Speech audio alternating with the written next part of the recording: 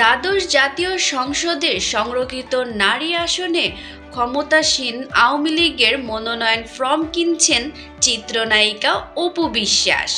মঙ্গলবার 6 ফেব্রুয়ারি দুপুর 12টায় রাজধানীর গুলিস্তানের 23 বঙ্গবন্ধু এভিনিউতে অবস্থিত আওয়ামী লীগের কেন্দ্রীয় কার্যালয়ে গিয়ে ফর্ম কিনেছেন এই অভিনেত্রী। মনোনয়ন ফর্ম কেনার পর অপু বিশ্বাস বলেন, রাজশাহী বিভাগের বগুড়া জেলা থেকে মনোনয়নপত্র কিনলাম।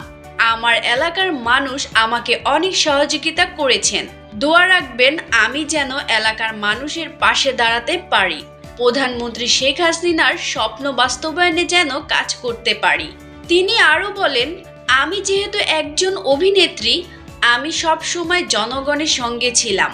বরাবরই নারীদের উন্নয়ন করতে চেয়েছি আমি। সেই জায়গা থেকে যদি আমাকে সুযোগ করে দেওয়া হয় তাহলে মানুষের জন্য কাজ করব। আপনারা সবাই দোয়া করবেন, আশীর্বাদ করবেন আমি যেন লক্ষ্য পূরণ করতে পারি।